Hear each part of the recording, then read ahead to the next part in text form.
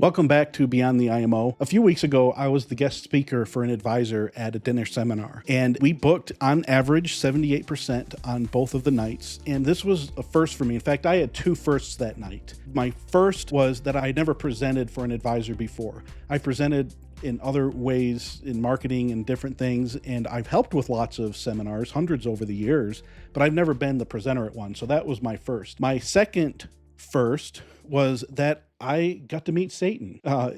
Interesting. This is a real sheet that somebody filled out. I figured out who it was. I thought that we had chemistry the entire night. Like, he was looking at me. He encouraged me. I don't know if he did it on purpose, but his interaction with me was encouraging because he was shaking his head. It looked like he was taking notes. Little did I know that he was writing down a fake phone number and an fu@fu.com email address. Had no idea. And I thought that we had something special going on. What was really interesting too was the guy that I thought was going to get up and walk out or stand up and yell at me because he was sitting back like this and just looking very stern at me.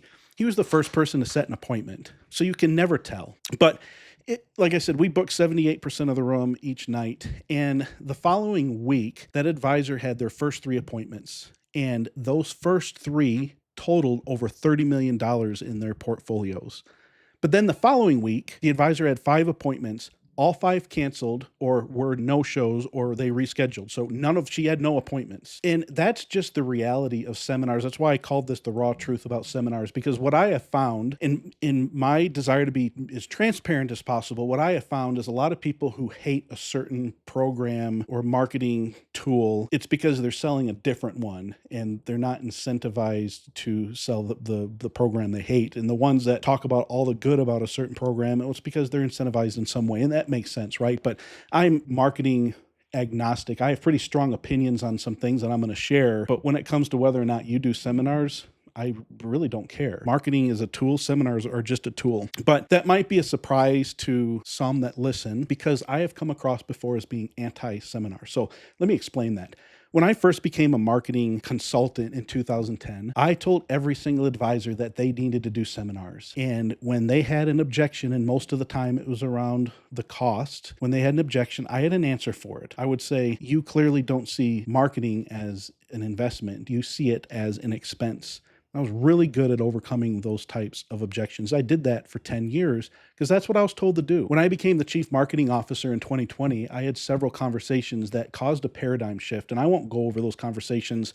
If you want more detail, you can watch the trailer episode that I've linked to the show notes here. But basically what I heard from advisors are 2 things. One, they said, Justin, stop saying that seminars are the only solution to every advisor's growth problem. Stop. Secondly, this was in 2020 when they couldn't do seminars, so this was a perfect time to have those conversations and for me to have this paradigm shift. They said, I want a 2021 marketing growth plan that does not include just do more seminars, which is what our programs had been up to that point. And it changed a lot for me. And I thought, you know what, I can make a difference here. So then I became a student and then a master at low cost, no cost marketing. And I'm a huge advocate of that. I'm very outspoken about advisors wasting their marketing dollars when they could be doing low cost, no cost type marketing. But that doesn't mean I'm not a believer in dinner seminars or any other type of marketing. In fact, I've never seen a marketing program that, when applied consistently and frequently, that not be successful. And I've seen them done not even excellently or efficiently, but they are done consistently and frequently, and they were still successful. And I have so many stories I could share. I knew a guy that, in fact, I still am friends with him. Up to a few years ago, he was going door to door to sell insurance, and he wrote $5 to $7 million every year. It was just him. He had an office, and he went door to door, and that blew me away. And I said, "How can you get away with that?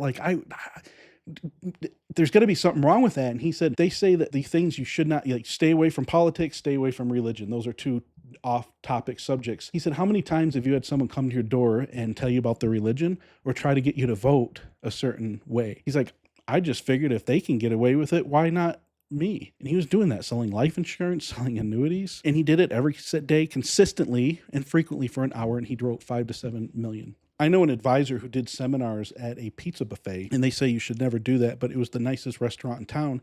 He did them consistently and frequently, and he was a top producing advisor.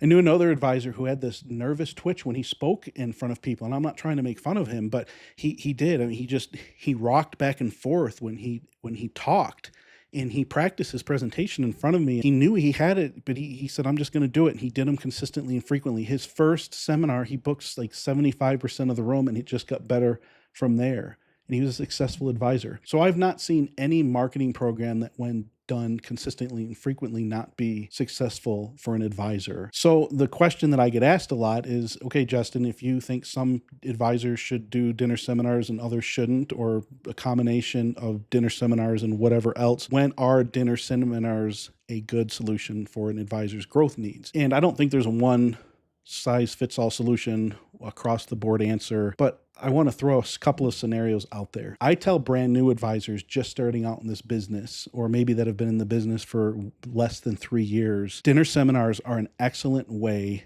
to get in front of clients quickly. There's no other platform that I know of that is a substitute for in-person events. So they don't have to be targeted direct mail dinner seminars. They can be workshops at a library, college classes.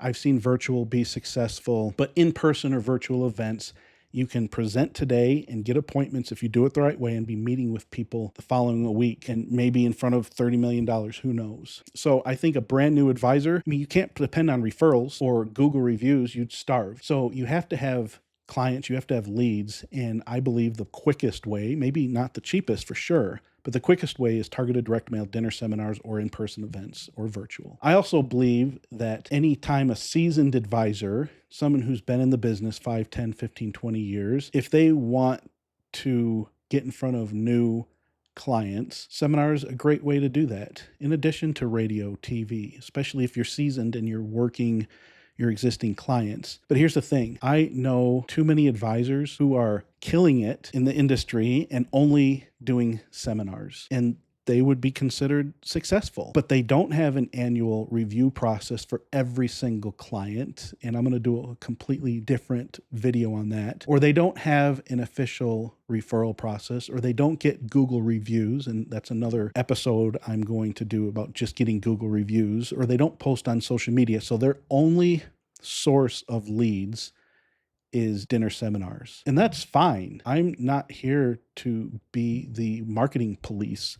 You can do whatever you want. It's fine if you're measuring success by premium written. But if you're measuring success by profit and you're only doing dinner seminars and none of those other things, then you're missing the boat big time. You should be doing all of those things. So that second category for an advisor who just wants to get in front of new clients, but they're working their existing database, they're getting referrals, they're getting reviews and other things like that, that's great. Or maybe if they're on radio or TV, but they still want to grow, seminars are great. I know of advisors that if they hire a junior advisor and they don't want to give that junior advisor any of the clients from other advisors, and they want them to build that book, well, they do a seminar.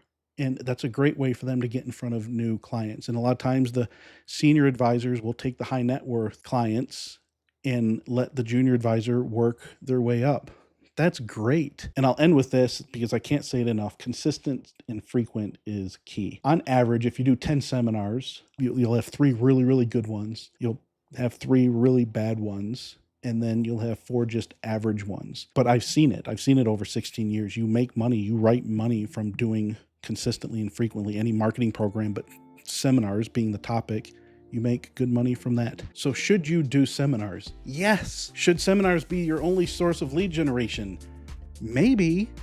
It just depends on what you want. Hey, thanks for listening. This is Beyond the IMO, and I'm Justin Woodbury. I'll see you at the top.